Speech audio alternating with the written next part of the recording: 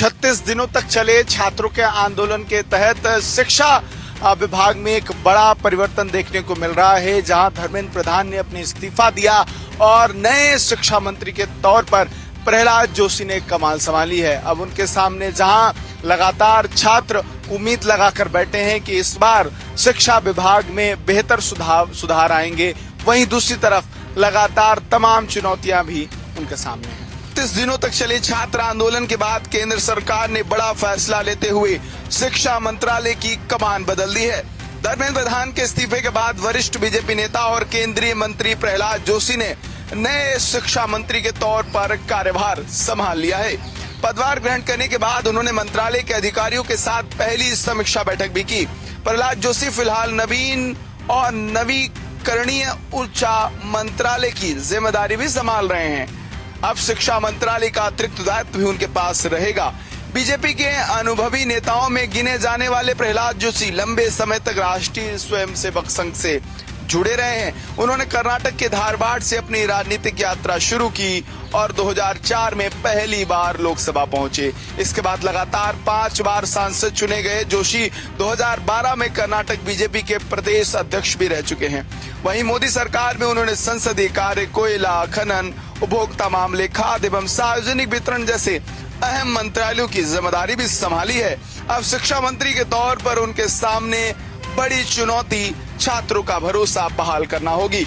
नई शिक्षा नीति का प्रभावी क्रियान्वयन, प्रतियोगी परीक्षाओं को पारदर्शी तरीके से कराना, सीबीएसई और एनसीईआरटी ने जरूरी सुधार करना और पेपर लीक रोकने के लिए व्यवस्था को मजबूत बनाना उनकी प्राथमिकताओं में शामिल रहेगा। नए शिक्षा मंत्री के तौर पर प्रहलाद जोशी को कार्यभार संभालने के बाद अब छात्रों की उम्मीद पर कैसे वो खरे उतर पाएंगे, क्योंकि बेहतर शिक्षा प्रणाली और जिस तरीके से परीक्षा के प्रबंधन को लेकर युवाओं की उम्मीद इस वक्त प्रहलाद जोशी से जुड़ी होती नजर आ रही है। दिल्ली के जंतर मंतर पर सीजेपी के छात्र प्रदर्शन के दौरान हुई पुलिस की कार्रवाई अब एक सियासी मुद्दा बन गई है, जिसे लेकर विपक्ष के नेता राहुल गांधी ने केंद्रीय गृह मंत्री अमित शाह को पत्र लिख करके कई गंभीर सवाल उठाए हैं। उन्होंने पत्र के माध्यम से लिखा है कि छात्रों पर हुई इस कार्रवाई को आदेश किसने दिया है, इस कार्रवाई को करने का आदेश किसने दिया है और जवाबदेही कौन लेगा। लोकसभा में विपक्ष के नेता राहुल गांधी ने केंद्रीय गृह मंत्री अमित शाह को पत्र लिखकर दिल्ली में 20 जुलाई को हुए एक छात्र प्रदर्शन के दौरान सुरक्षा बलों की कार्रवाई पर सवाल खड़े किए हैं। राहुल गांधी ने सोशल मीडिया मंच एक्स पर पत्र साझा करते हुए पूछा कि छात्रों को मारने का आदेश किसने दिया। उन्होंने आरोप लगाया कि शांतिपूर्ण प्रदर्शन कर रहे छात्रों पर बर्बर तरीके से बल प्रयोग किया गया। पत्र में राहुल गांधी ने दावा किया कि प्रदर्शन के दौरान आंसू गैस और अन्य घातक हथियारों का इस्तेमाल किया गया, जिससे बड़ी संख्या में छात्र घायल हुए। उन्होंने महिला छात्रों के साथ मारपीट और दुर्व्यवहार के आरोपों का भी जिक्र किया है। राहुल गांधी ने सादे कपड़ों में छात्रों की पिटाई करते दिखाई देने वाले लोगों की भूमिका पर भी सवाल उठाए। उन्होंने पूछा कि ये लोग पुलिसकर्मी थे या स्वयंसेवक और इन्हें किसके आदेश पर तैनात किया गया था। अपने पत्र में राहुल गांधी ने कहा कि शांतिपूर्ण प्रदर्शन लोकतंत्र का अहम हिस्सा है और सरकार की जिम्मेदारी प्रदर्शनकारियों की सुरक्षा सुनिश्चित करने तथा संवाद के जरिए उनकी समस्याओं का समाधान करने की होती है। राहुल गांधी ने आरोप लगाया कि छात्रों की पारदर्शी और जवाबदेह शिक्षा व्यवस्था की मांग का जवाब बातचीत से देने के बजाय बल प्रयोग से दिया गया। उन्होंने पूरी घटना की जवाबदेही तय करने और जिम्मेदार लोगों के खिलाफ कार्रवाई की मांग की। पत्र में राहुल गांधी ने पैलेट गन के कथित इस्तेमाल का भी मुद्दा उठाया। उन्होंने दावा किया कि मीडिया रिपोर्टों में कई लोगों के गंभीर रूप से घायल होने की बातें सामने आई हैं। उन्होंने छात्र साहिल लोछाप से मुलाकात का जिक्र करते हुए कहा कि बैलेट लगने से उसकी एक आंख की रोशनी जाने की आशंका है। राहुल गांधी ने गृह मंत्री से पूछा कि यदि पैलेट गन के इस्तेमाल की मंजूरी उन्होंने नहीं दी तो यह आदेश किस स्तर से जारी हुआ। छात्रों पर हुई इस कार्रवाई को लेकर विपक्ष के नेता राहुल गांधी ने कई गंभीर सवाल उठाए हैं। अब निगाह इस बात पर होगी कि केंद्र सरकार इन सवालों का जवाब कैसे देता है। उत्तर प्रदेश के शिक्षकों और शिक्षणोत्तर कर्मचारियों के लिए बड़ी सौगात आई है। मुख्यमंत्री योगी आदित्यनाथ ने आगरा से मुख्यमंत्री शिक्षक कैशलेस चिकित्सा योजना की जो है वो शुरुआत की है। इस योजना के तहत करीब 10 लाख लोगों को कैशलेस इलाज की सुविधा मिलेगी। मुख्यमंत्री योगी आदित्यनाथ ने आगरा से मुख्यमंत्री कैशलेस चिकित्सा योजना का शुभारंभ किया। इस दौरान उन्होंने विश्वविद्यालय के कई प्रोफेसरों को कैशलेस चिकित्सा कार्ड भी वितरित किए। मुख्यमंत्री ने कहा कि इस योजना के दायरे में प्रदेश के सभी महाविद्यालयों और विश्वविद्यालयों के शिक्षक तथा शिक्षणोत्तर कर्मचारी आएंगे। करीब 10 लाख लोगों को इसका लाभ मिलेगा। सीएम ने बताया कि इस योजना की शुरुआत उच्च शिक्षा मंत्री के गृह जनपद से की गई है। इसके लिए पंजाब नेशनल बैंक और उच्च शिक्षा विभाग के बीच एएमयू पर हस्ताक्षर किए गए हैं। सीएम योगी आदित्यनाथ ने कहा कि यह योजना शिक्षकों को सामाजिक सुरक्षा का मजबूत आधार भी देगी। उन्होंने कहा कि कोई भी व्यक्ति बीमारी या दुर्घटना की स्थिति में खुद को अकेला महसूस ना करे। मुख्यमंत्री ने कहा कि दुर्घटनाएं कभी बताकर नहीं आती, इसलिए ऐसी व्यवस्था जरूरी है जिससे जरूरत के समय सरकार और बैंक दोनों लाभार्थियों के साथ खड़े दिखाई दें। मुख्यमंत्री शिक्षक कैशलेस चिकित्सा योजना के जरिए प्रदेश सरकार ने शिक्षकों और शिक्षणोत्तर कर्मचारियों को स्वास्थ्य सुरक्षा की नई सौगात दी है। अब जरूरत पड़ने पर लाभार्थियों को इलाज के लिए आर्थिक चिंता का सामना नहीं करना पड़ेगा। आगरा से हिंदी खबर के लिए मैं प्रीति लाल। मुख्यमंत्री योगी आदित्यनाथ ने मैनपुरी को विकास योजनाओं की बड़ी सौगात दी है, तो वहीं 682 करोड़ रुपए की 111 परियोजनाओं का लोकार्पण और शिलान्यास करते हुए सीएम ने विपक्ष पर भी जमकर निशाना साधा। मुख्यमंत्री योगी आदित्यनाथ ने मैनपुरी में 682 करोड़ रुपए की 111 विकास परियोजनाओं का लोकार्पण और शिलान्यास किया है। इस दौरान उन्होंने विभिन्न सरकारी योजनाओं के 19 लाभार्थियों को लाभ भी वितरित किया। जनसभा को संबोधित करते हुए सीएम ने कहा कि उन्हें मैनपुरी और करैल की जनता को विकास परियोजनाओं की सौगात देने का अवसर मिला है। उन्होंने कहा है कि प्रदेश में विकास कार्य तेजी से आगे बढ़ रहे हैं और धन की कोई कमी नहीं है। मुख्यमंत्री ने दावा किया है कि पहले मैनपुरी की पहचान अपराध से जुड़ी थी, लेकिन अब यहाँ विकास और कानून व्यवस्था का माहौल है। उन्होंने कहा है कि प्रदेश के युवाओं, व्यापारियों और बेटियों को आज सम्मान और सुरक्षा का वातावरण मिला है। सीएम योगी ने कहा है कि उत्तर प्रदेश देश की अग्रणी अर्थव्यवस्थाओं में शामिल हो चुका है। किसानों को मुफ्त बिजली, प्रधानमंत्री किसान सम्मान निधि और अन्य योजनाओं का लाभ बिना भेदभाव के दिया जा रहा है। वहीं मैनपुरी की तारकसी कला को भी विस्तृत पहचान दिलाई गई है। अपने संबोधन में मुख्यमंत्री ने समाजवादी पार्टी पर भी तीखा हमला बोला। उन्होंने आरोप लगाया कि पिछली सरकारों में कानून व्यवस्था खराब थी, जबकि वर्तमान सरकार ने प्रदेश को गुंडा माफिया और दंगों से मुक्त कराया है। सीएम योगी ने कहा है कि अब प्रदेश में नौकरियां पारदर्शी तरीके से दी जा रही हैं और उत्तर प्रदेश विकास के साथ साथ उत्सव का प्रदेश बन चुका है। मुख्यमंत्री योगी आदित्यनाथ ने मैनपुरी से विकास और कानून व्यवस्था को लेकर अपनी सरकार की उपलब्धियां गिनाई। वहीं विपक्ष पर भी राजनीतिक हमला बोला है।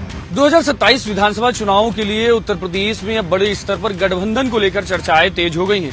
ऐसे में जहां अलग अलग दल अपने आप में गठबंधन करने की तैयारियां बड़े स्तर पर कर रहे हैं, तो ऐसे में अब ओवैसी के एक बयान ने भी 2027 के चुनावों के लिए राजनीति को सरगर्मी ला दी है। ओवैसी ने साफ तौर पर समाजवादी पार्टी के लिए भी अपने दरवाजे खोल दिए हैं, जहां पर ओवैसी ने समाजवादी पार्टी के साथ भी गठबंधन करने की बात साफ तौर पर कही है, जिसके बाद से अब उत्तर प्रदेश की राजनीति में हलचल तेज हो गई है। उत्तर प्रदेश में 2027 विधानसभा चुनाव से पहले एआईएमआईएम प्रमुख और हैदराबाद सांसद असुद्दीन ओवैसी ने समाजवादी पार्टी अध्यक्ष अखिलेश यादव को चुनावी गठबंधन का खुला प्रस्ताव दिया है। मुरादाबाद में एक जनसभा को संबोधित करते हुए ओवैसी ने कहा कि उनकी पार्टी नहीं चाहती कि उत्तर प्रदेश में भारतीय जनता पार्टी दोबारा सत्ता में आए। उन्होंने कहा कि सपा के साथ मिलकर चुनाव लड़ने के लिए वो तैयार हैं। ओवैसी ने कहा कि चुनाव खत्म होने के बाद पछताने से बेहतर है कि अभी बातचीत शुरू की जाए। उन्होंने अखिलेश यादव से गठबंधन पर विचार करने की अपील करते हुए कहा कि यदि साथ लड़ेंगे तो विपक्ष और मजबूत होगा। अपने संबोधन में ओवैसी ने कहा कि उनकी लड़ाई किसी धर्म के खिलाफ नहीं, बल्कि अधिकार, सम्मान और इंसाफ की है। उन्होंने कहा कि उनकी पार्टी बराबरी के अधिकार की बात करती है और सम्मानजनक साझेदारी चाहती है। ओवैसी ने इस बयान के बाद उत्तर प्रदेश की राजनीति में नई चर्चाएं शुरू हो गई हैं। तो साफ है कि जहां एक तरफ ओवैसी ने पूरी तरीके से अब खुला न्योता समाजवादी पार्टी अध्यक्ष अखिलेश यादव को दे दिया है, अब देखना ये होगा कि अखिलेश यादव इसमें क्या फैसला लेते हैं। लेकिन हाल फिलहाल इस न्योते के बाद से उत्तर प्रदेश की राजनीति में हलचल जरूर तेज हो गई है। कैमरामैन गौतम के साथ मैं विक्रम सिंह राठौर, हिंदी खबर, लखनऊ। बिहार की सियासत में छात्र आंदोलन के बीच बड़ा घटनाक्रम सामने आया है। शक्ति जनता दल के राष्ट्रीय अध्यक्ष तेज प्रताप यादव को देर रात कोर्ट में पेश किए जाने के बाद 14 दिन की न्यायिक हिरासत में बेऊर जेल भेज दिया गया है। शनिवार को बिहार बंद और छात्र आंदोलन के दौरान पटना में प्रदर्शनकारियों और पुलिस के बीच तनाव देखने को मिला। प्रदर्शन के दौरान कई जगहों पर हिंसा और तोड़फोड़ की घटनाएं भी सामने आईं। इस बीच छात्रों के समर्थन में पहुंचे जनशक्ति जनता दल के राष्ट्रीय अध्यक्ष तेज प्रताप यादव को पुलिस ने पटना के सिटी सेंटर मॉल के पास से हिरासत में लिया। पहले उन्हें दानापुर थाने ले जाया गया और बाद में देर रात मुख्य न्यायिक दंडाधिकारी के पास आवास में पेश किया गया। कोर्ट ने तेज प्रताप यादव को 14 दिन की न्यायिक हिरासत में भेजते हुए बेऊर जेल भेजने का आदेश दिया। कोर्ट में पेशी के दौरान तेज प्रताप यादव ने कहा कि छात्रों की मांग पूरी तरह जायज है और सरकार को उन सब पर गंभीरता से विचार करना चाहिए। उन्होंने कहा वह छात्रों और युवाओं के लिए अपनी जान देने को तैयार है। वहीं उनकी पार्टी ने गिरफ्तारी को लोकतांत्रिक अधिकारों का दमन बताया है। इस पूरे घटनाक्रम की पृष्ठभूमि में नीट पेपर लीक विवाद और छात्र आंदोलन है। अब सबकी नजर इस बात पर है कि इस पूरे मामले में आगे क्या मोड़ आता है। अलीगढ़ में प्रधानमंत्री नरेंद्र मोदी और मुख्यमंत्री योगी आदित्यनाथ के पोस्टर फाड़े जाने के आरोप से अब सियासत गर्मा गई है। बीजेपी के निवर्तमान महानगर अध्यक्ष डॉक्टर विवेक सारस्वत का आरोप है कि शनिवार को आजाद समाज पार्टी के प्रदर्शन के बाद वृक्षारोपण अभियान के तहत लगाए गए प्रधानमंत्री नरेंद्र मोदी और मुख्यमंत्री योगी आदित्यनाथ के पोस्टर फाड़ दिए गए हैं। बीजेपी का आरोप है कि प्रदर्शन के दौरान कुछ लोगों ने अशोभनीय नारेबाजी की और सरकारी संपत्ति को भी नुकसान पहुंचाया है। घटना का वीडियो सोशल मीडिया पर वायरल होने के बाद बीजेपी ने दोषियों के खिलाफ कड़ी कानूनी कार्रवाई करने की मांग की है। वहीं पुलिस अधिकारियों ने मामले की जांच कर नियमानुसार आवश्यक कार्रवाई का आश्वासन दिया है। फिलहाल वायरल वीडियो और साक्ष्यों के आधार पर पूरे मामले की जांच की जा रही है। पोस्टर फाड़ने के आरोप ने अलीगढ़ की राजनीति का तापमान बढ़ा दिया है। अब निगाहें पुलिस जांच पर टिकी हैं कि वायरल वीडियो और उपलब्ध साक्ष्यों के आधार पर कार्रवाई होती है या नहीं, या आरोपों की पुष्टि होती है या नहीं। ग्रेटर नोएडा में उस वक्त हड़कंप मच गया जब 6 साल का आव्यन यादव गड्ढे में गिरकर उसकी मौत हो गई। दरअसल ये पूरा मामला ग्रेटर नोएडा के थाना नोएडा पार्क का है। ग्रेटर नोएडा के कलाधाम सोसाइटी के पास शनिवार शाम एक दर्दनाक हादसे में 6 साल के मासूम अव्यान की जान चली गई। बताया जा रहा है कि अव्यान अन्य बच्चों के साथ खेल रहा था। इस दौरान वह बारिश के पानी से भरे करीब 15 फीट से गहरे गड्ढे में गिर गया। स्थानीय लोगों ने जब उसे बाहर निकाला, अस्पताल पहुंचाया, लेकिन डॉक्टरों ने उसे मृत घोषित कर दिया। मृतक अव्यान केंद्रीय विद्यालय के उप प्रधानाचार्य शिवान यादव का बेटा था। जिस गड्ढे में वह गिरा उसे प्राधिकरण की ओर से बोरिंग के लिए खोदा गया था और सुरक्षा के इंतजाम नहीं किए गए थे। हादसे के बाद प्राधिकरण ने ठेकेदार मनोज जैन, जूनियर सुपरवाइजर और टेक्निकल सुपरवाइजर के खिलाफ नॉलेज पार्क थाने में FIR दर्ज कराई है। ठेकेदार को गिरफ्तार कर ब्लैकलिस्ट भी कर दिया गया है, जबकि अन्य संबंधित अधिकारियों पर विभागीय कार्रवाई की प्रक्रिया शुरू कर दी गई है। प्राधिकरण का कहना है कि बिना अनुमति बोरवेल की जगह बदली गई थी और ठेकेदार की लापरवाही के कारण ये हादसा हुआ। घटना के बाद स्थानीय लोगों में भारी नाराजगी है। लोगों ने सभी खुले गड्ढों को तत्काल बैरिकेडिंग, चेतावनी बोर्ड लगाने और जिम्मेदारी अधिकारियों के खिलाफ सख्त कार्रवाई करने की मांग की है। वहीं इस मामले में भी ग्रेटर नोएडा प्राधिकरण के CEO ने सख्त आदेश दिया है। उन्होंने कहा कि देखिए जो भी इसमें जांच में दोषी पाया जाएगा उसके खिलाफ कठोर कार्रवाई की जाएगी। ऐसे में सुपरवाइजर और टेक्निकल सुपरवाइजर के खिलाफ भी कार्रवाई की गई और उनको उनकी सेवा समाप्त कर दी गई। उसके साथ ही साथ भी कई लोगों के खिलाफ प्राधिकरण ने नामजद मुकदमा भी दर्ज कराया है। Greater Noida high rise society में सीवेज ट्रीटमेंट प्लांट की सफाई के दौरान एक बड़ा हादसा हो गया। जहरीली गैस और ऑक्सीजन न मिलने से 2 जिंदगियां छीन ली। मामला ग्रेटर नोएडा के थाना नॉलेज पार्क क्षेत्र स्थित सेक्टर 150 के एल्किडो सोसाइटी का है। देर रात STP यानी सीवेज ट्रीटमेंट प्लांट के टैंक की सफाई के दौरान कर्मचारी शशिकांत शर्मा टैंक के बाहर बेहोश हो गए। उन्हें बचाने के लिए सिक्योरिटी गार्ड आकाश भी टैंक में उतर गया, लेकिन वह भी जहरीली गैस और ऑक्सीजन की कमी के कारण बेहोश हो गया। सूचना मिलते ही थाना नॉलेज पार्क पुलिस और फायर सर्विस की टीम मौके पर पहुंची।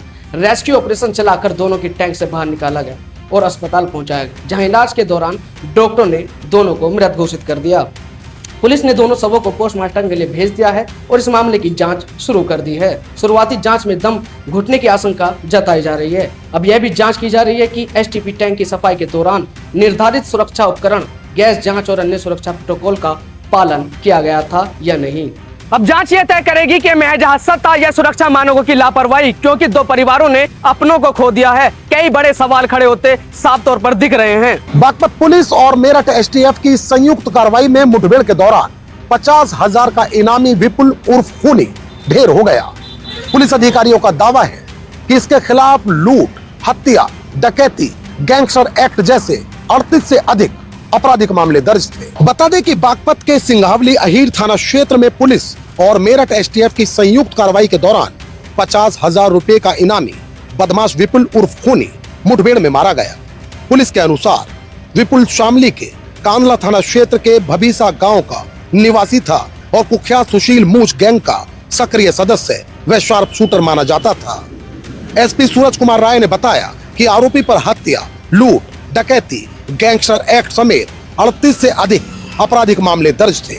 वह लंबे समय से फरार चल रहा था और शामली पुलिस ने उसकी गिरफ्तारी पर 50,000 रुपए का इनाम घोषित कर रखा था। पुलिस के मुताबिक वर्ष 2014 में चर्चित भीम भविसा हत्याकांड और पवन हत्याकांड में भी वह नामजद आरोपी था। इसके अलावा महिला प्रधान हत्याकांड समेत कई संगीन वारदातों में भी उसका नाम सामने आया था। हाल ही में एक पुराने मुकदमे के वादी को जान से मारने की धमकी देने के मामले में भी उसके खिलाफ नया मुकदमा दर्ज हुआ था, जिसके बाद वह लगातार फरार था। पुलिस का दावा है कि मुठभेड़ के बाद मौके से 2 पिस्टल, 1 मोटरसाइकिल और कारतूस बरामद किए गए हैं। फिलहाल पुलिस पूरे घटनाक्रम की वैधानिक कार्रवाई पूरी करने के साथ अन्य पहलुओं पर जांच कर रही है। गौरतलब है कि पुलिस का मानना है कि कुख्यात अपराधी के मारे जाने से क्षेत्र में सक्रिय आपराधिक नेटवर्क की कमर तोड़ने में मदद मिलेगी। फिलहाल इस पूरे प्रकरण में वैधानिक कार्रवाई जारी है। अपने सहयोगी चांद मलिक के साथ मैं साजिद सैफी, हिंदी खबर।